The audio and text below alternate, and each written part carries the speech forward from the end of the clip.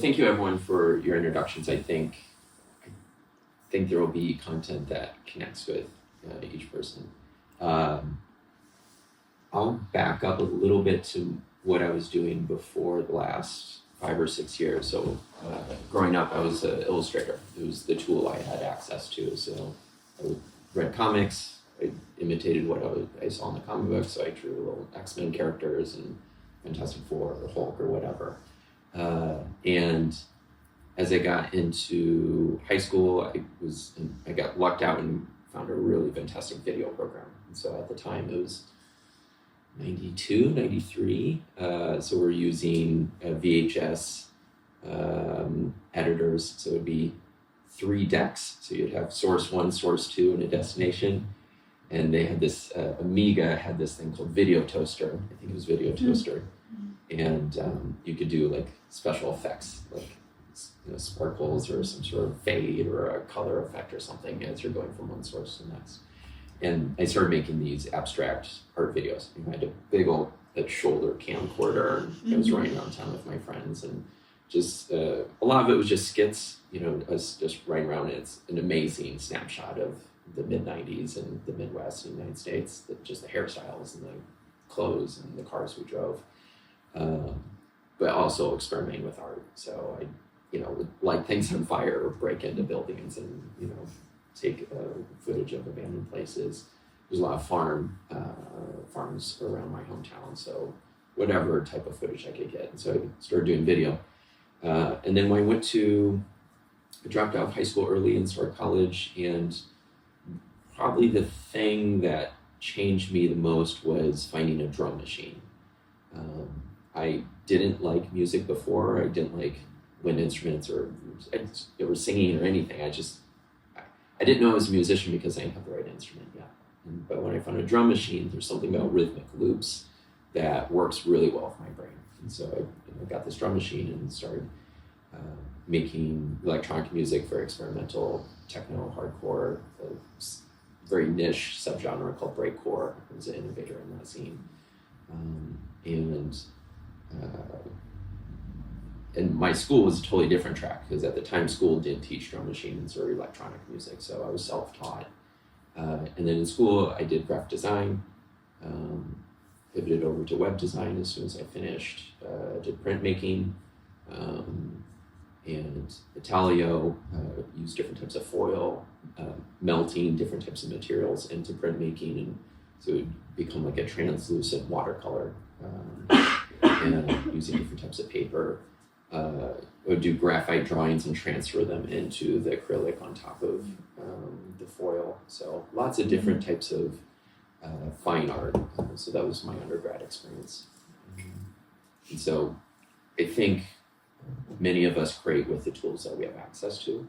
So hopefully today I can introduce you to the idea of some other tools that perhaps you haven't used before. If not, the concepts are the same. So it doesn't matter what medium you're using. Inspiration is inspiration, ideas are ideas. So I'll really focus on the ideas that help me create this art. Primary Assembly is the name of the project that I use EEGs with. So these are EEG headsets. It's the same company, just different models. This one has a heart rate sensor, this one doesn't. And they both do brainwave and motion, so you can pick up on body movement as well. It's also originally the name I was using. It was my 7th or 8th name for techno projects. So every time I would make a different type of genre, I would start a new project, which is a total pain in the ass. My main one is Bombardier, and that was hardcore and breakcore and dark techno. And over the years, just spun off all these different projects that didn't fit under the original moniker. Musician, inventor, I'll talk about the music in detail, and inventing, finding existing tools and bridging them together. That's synthesis. As we find, what are new ways that we can use the tools that we have access to, and do they end up becoming a new tool? And one of my mentors in printmaking, she had invented a new method of printmaking. So I saw what that process could look like.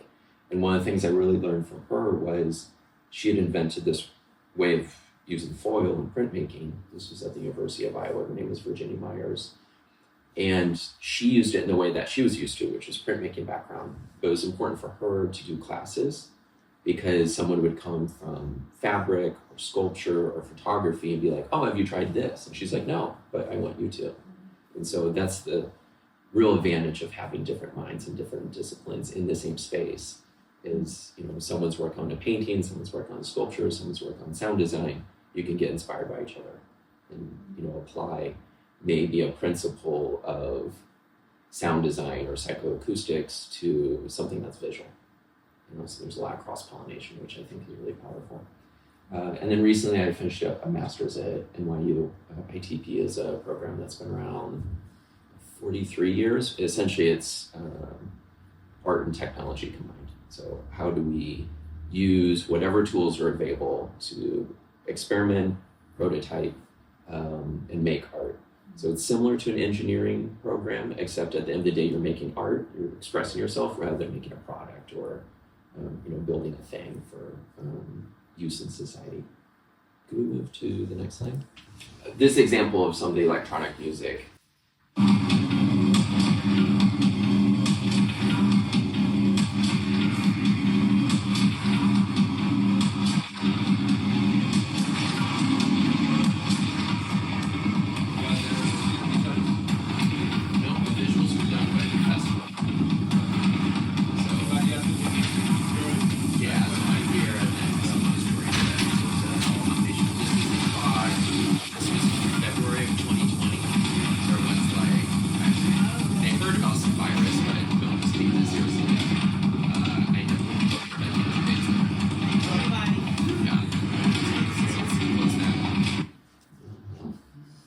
So this was my music. Got my first drum machine in '95. I made pretty bad music for a good few years, but had my first release in '97. And at the time, there was a new genre that had come up. I'd read about it in a zine, which I think was really cool. I couldn't download it. I was pre-internet, so I couldn't hear it. I couldn't download it. I didn't have access to it. But I read about it in a zine. So I read this description of this music that was coming out of a label in Germany. It was called Digital Hardcore Records, DHR. So just reading about it, I made what I thought it would be. And I love that discrepancy that I couldn't imitate it directly.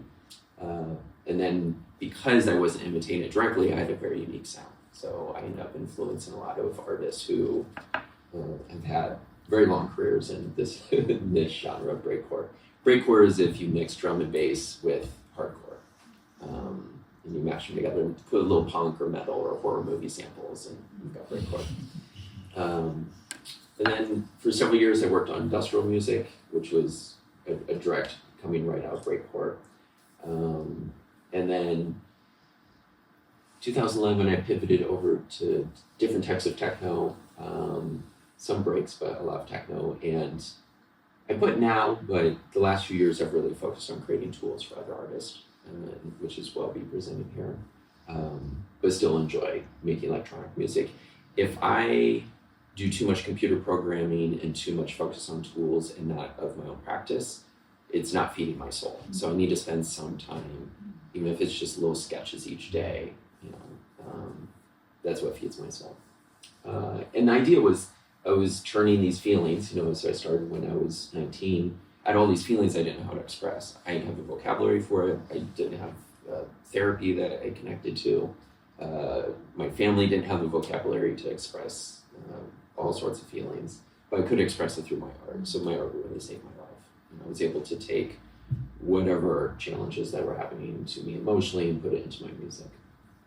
Can we go to the next slide? So in between, I took a break from techno from 2005 to 11, and I worked on film scores. And so it's a type of synesthesia where if I see film footage, I kind of hear what's supposed to be there. And then I have the sound engineering expertise to try to make those sounds. And it started with independent films, but also got into horror films. And the sound of a horror film is really important to setting the mood. So you could have a picture of a nice looking house on a pretty day with the sun shining on it. And if it's like nice music, it's like, oh, this is like a comedy or, you know, a drama or whatever. And then if it's like this like low, eerie drone, you're like, something horrible is gonna happen. This is a horror film. So music really, sound and music really can set the tone of communicate to the audience, what am I supposed to be feeling? And that can translate to different types of arts where if you have a number of visual pieces, what's the context? You know, is it alone on a wall, or is there different types of imagery or context? Is it in a well-lit room, or is it a dark room with a spotlight shining on it? One of the most powerful pieces I'd ever seen was back in Iowa. It was a printmaker, Lizansky, with this very powerful series called the Nazi Drawings, and really kind of critiquing particularly the Catholic Church during World War II. And you'd walk in and it was a low ceiling, massive room, almost pitch dark, except these little spotlights. So the only thing you saw were his prints, his drawings, as if they were glowing. And you couldn't see other people, you couldn't see anything else. And so that set the tone much different than like a big high ceiling, right gallery, same pieces. So sound can be a context, but setting can be a context as well of how is someone going to perceive my art based on what's around it. You didn't have this one. No.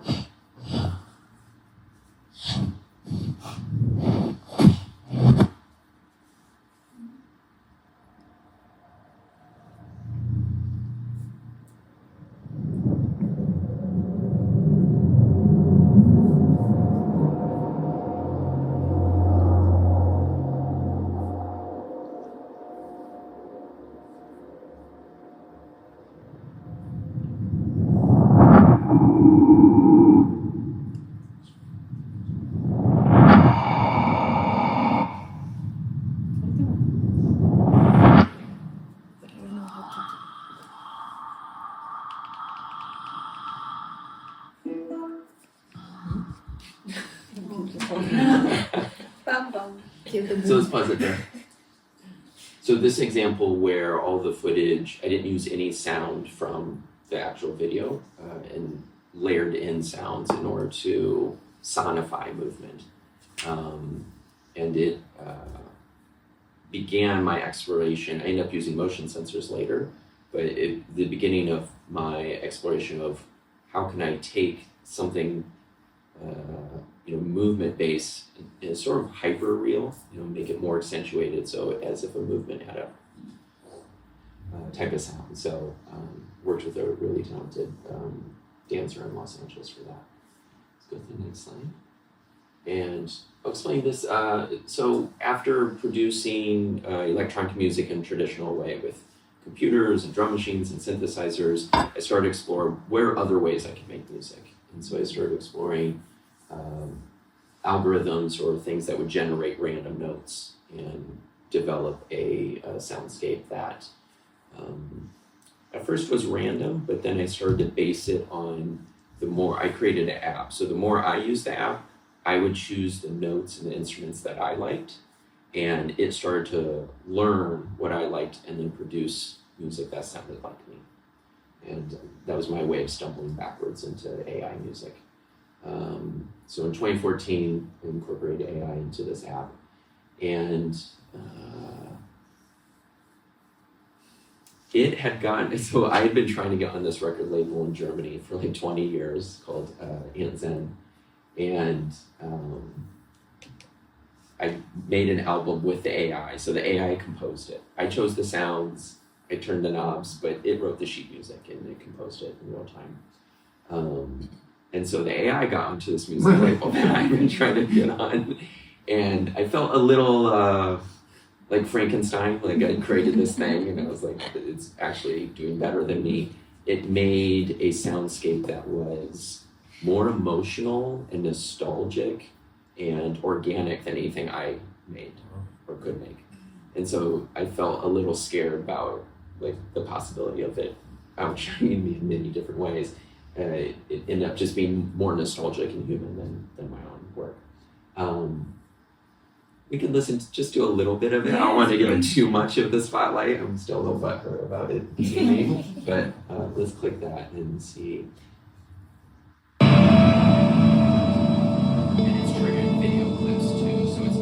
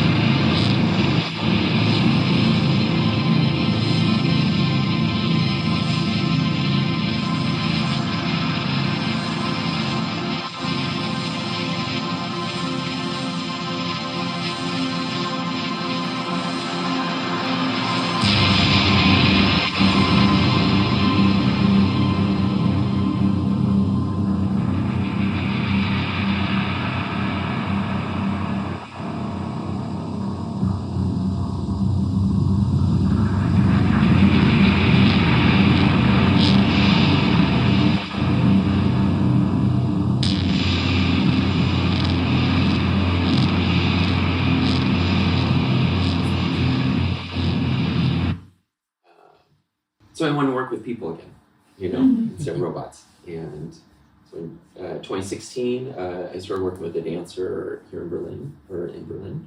And first pass was with Arduino. It sounded like you had an Arduino workshop recently, and so I used accelerometer on an Arduino board. The Arduinos, I had a protective case around it. They're a little bulky, they're the size of like a small hard drive. And so getting that to like stay on a dancer who's moving quickly was a challenge.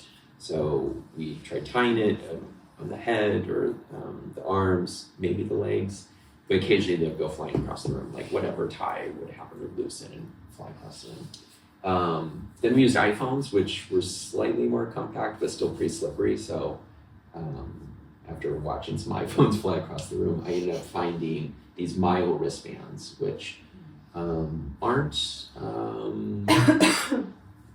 back then they were still supported. If you buy a Myo today, it's hard to get it initialized with a newer computer. The company sold and they don't support the tech anymore, but it was super useful. There were these wristbands that were plastic and rubber. They'd go over the wrist, or you could fit over the ankle, and you could throw it across the room and it was fine. They were very durable. They were Bluetooth, and so the Bluetooth motion of a dancer would talk to my computer, and it would give constant updates of accelerometer, which is XYZ velocity data. So that would be a 1, that would be a 2, that would be a 3, and it would give direction. And so I started taking these triggers and working with the dancer and seeing what sort of sounds do they want their movement to sound like. And it was different with each dancer. So some of them wanted it to be kind of noisy street sounds. The clip that we'll watch with Ty is he's a fantastic dancer in Los Angeles.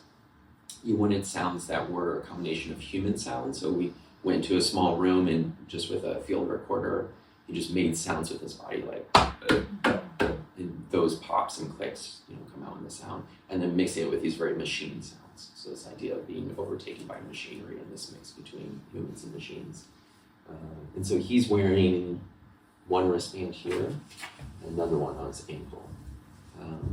And what I saw was, so I wasn't the performer in this. I was used to being the performer, and so this was a chance where I was setting up the environment for another performer to have an emergent experience. And this is something that can apply to all sorts of art.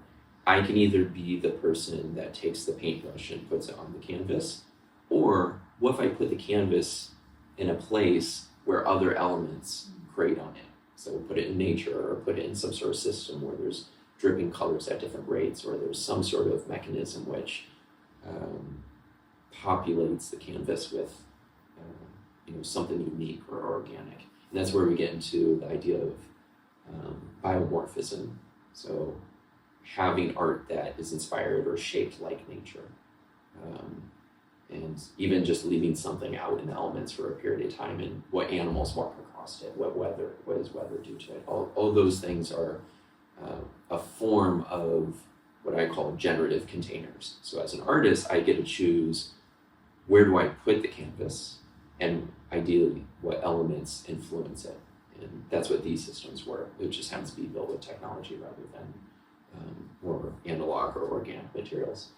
And with the generative system or a generative container, I chose the sounds with the dancer. We tweaked, as they would move, I would map those movements to sounds that they liked. But the actual performance wasn't rehearsed. It was all improv.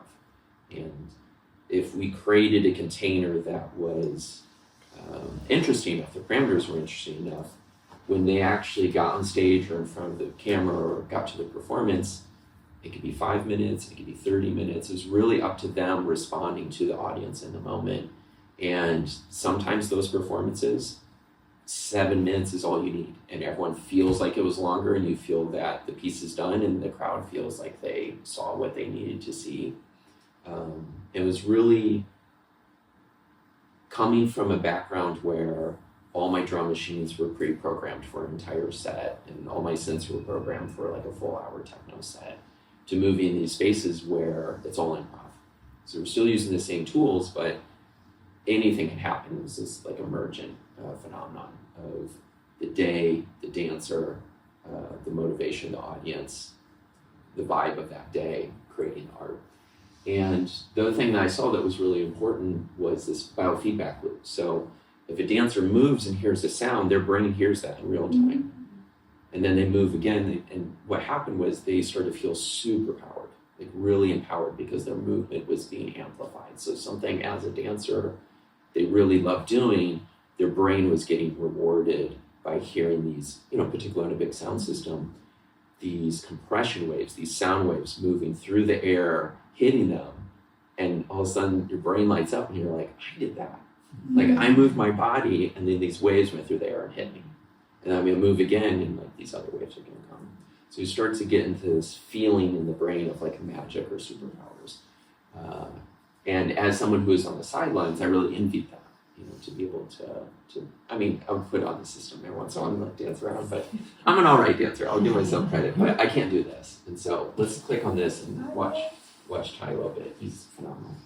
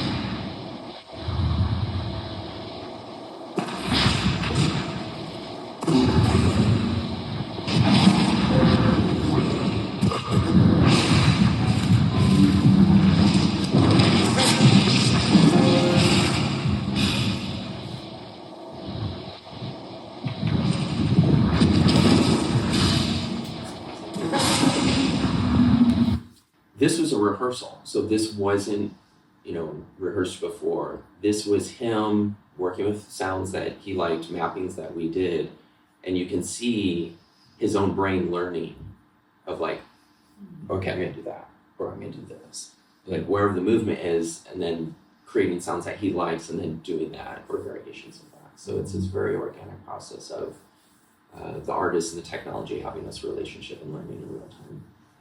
Let's go to the next slide.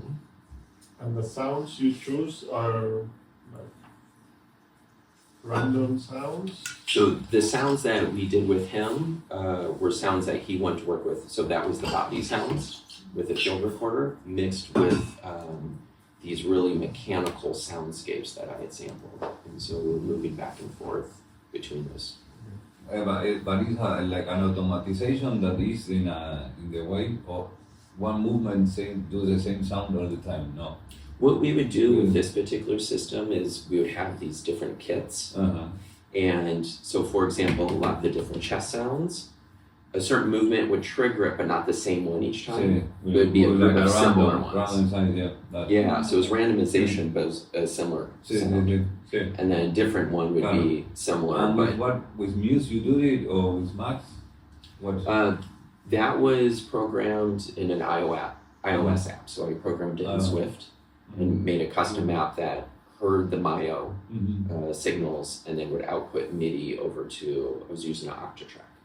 All right. But you could use Ableton just as easily. Yeah. Mm-hmm. And the bridges and the glue between all the technology, there's a lot of different solutions. So I use the ones that I can do the quickest. And so I've done iOS programming for a long time. But now I'm getting more into JavaScript because it's easier to share with other people. So I went from motion to music to my current project, which is mind to music. And I've meditated since 96. I started dabbling with meditation in 96. First started off as like a New Year's resolution. And then that spring, I had a phenomenal experience on a bad LSD trip. And the trip had told me how to meditate. And so that became my practice. So exploring different states of mind and moving in different places in my mind was something I was very familiar with. And then I had the computer programming, so I knew how to connect with the headsets. These are the headsets, again. And then also a background in music production. So those different careers for me merged, even though I've done these other types of fine art and graphic design. These are three significant paths that merged together. Because my background was in techno, my first build of it was techno-based. So I was doing a tour using this and an Octatrack and would do a whole techno set without touching it. So there was this magical telekinesis feel to it that was doing things to my brain and it was creating techno. So it was like DJing with my mind. So I did a version that was repetitive beat based like techno. And then I did versions that were biomorphic. So it wasn't a beat, just as my brain waves go up and down, it generates sounds that kind of come and go. And that's where I started learning more about biomorphism. And the natural flow of what happens in my brain is similar to the natural flow of what you'd see like in a stock market or traffic data, like electromagnetic waves in the atmosphere. You start to see these similar patterns throughout different layers of our reality, from the microscopic inside the brain, microvolts, to these massive waves that are in space. So you start to see these like beautiful up and down patterns of, they're not super clear oscillations, they're not like a perfect wave, but they kind of move up and then trail off and move up, and essentially these. And this is a Rorschach version, so it comes out from the middle, and these are different brain waves. And the colors has something to do? Yeah, so I chose colors. That's great. I'm glad that you asked. You could do a strict scientific mapping. So you could take the lowest brain wave, which is delta, the slowest, and map it to the lowest frequency color, which would be red.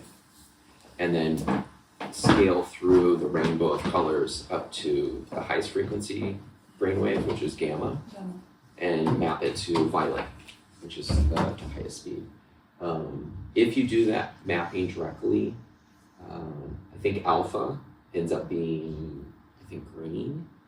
And alpha is this like very soothing, meditative type of headspace. So alpha goes up when I'm meditating.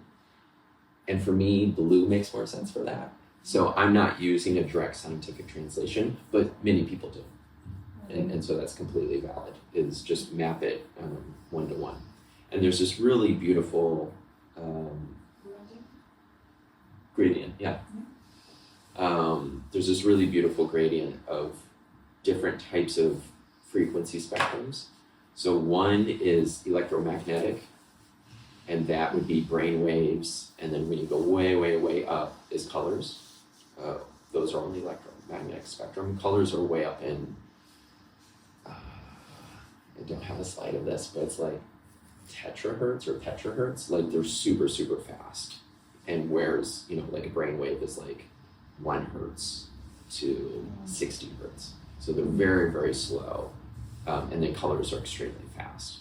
And below the color spectrum is infra, below red, so infrared spectrum. So we use infrared for all sorts of different technologies. That's the same spectrum, we just don't see it. And then above the color spectrum, ultra is above, is ultraviolet.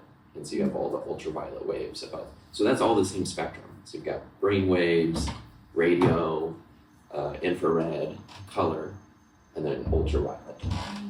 And just to think of that. And I used to think it was the same spectrum as sound, but sound is physical waves moving through matter, like air or water. And that's a compression wave spectrum. But they also have hertz and frequencies. And those are from 20 hertz. That's the lowest we can hear. That's when you start to feel the bass and like, you don't really hear it, but it's just like, you know, it hits your body. And all the way up to 20,000. So that's like the highest pitch. And dogs can hear up to 40,000. So the idea of, you know, dogs can hear much higher pitches than we can because they're 20,000 hertz above us. Yeah, I hear 14. I think I don't read the 20. Which is common, in particular with musicians. I had a friend the other day who said he caps off at 14, and we're at a show together. He's like, "You don't need to be wearing earplugs." I was like, coming from the guy who can't hear at 14. It's a good experience that to put a really high frequency in a sing wave, and many people said, "I hear," and someone no, it's common that difference. Yeah, no, it's above 14 is really nice. Let's click on this and see if a video is associated with it.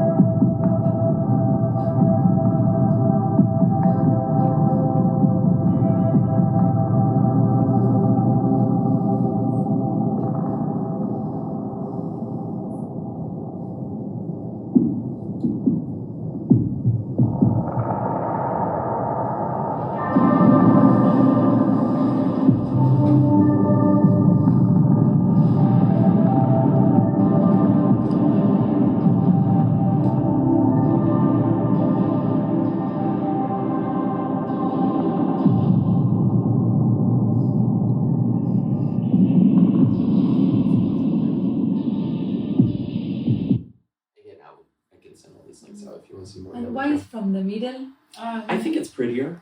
So in the medical field, the low frequency is on the left and high is on the right, also with audio spectrums. And I like the idea of it merging from the middle. It was just an aesthetic, artistic choice. I thought it was nicer to have this Rorschach type of emergence from the middle. Kind of this idea of the middle is the present moment and what's emerging out of the present moment, like a chasm or chasm. And I've had lots of different mappings for the brainwave music. This one, essentially, each brainwave was assigned to a different instrument. And as the brainwave would go up and down, it's to different volumes, it would trigger notes on the way up or down. So if it kind of stayed still, like somewhat consistent, it wouldn't trigger notes. It was through movement that would trigger a note. And I've had dozens of different iterations and mappings and exploring what aesthetically is interesting, what creates a powerful biofeedback loop. Like, do I feel like I'm in control of it? If the mappings are certain brainwaves, data that comes, we'll see later with my monitor, certain brainwave mappings, you see it going up and down, but you're like, am I doing that? Like, it isn't necessarily connected to a conscious process, whereas other ones are. And so my goal, as I continue to develop this, is that the person wearing the EEG feels like they have the most control over what's coming out in terms of music or visual. And so that's something we can play with. I think it'd probably be a good time to go out and Okay. play with the EEG now that you've seen some of the work. But that's just a quick context of what led me to this work to be presenting in front of you today. Okay. But yeah, let's head outside. Vamos.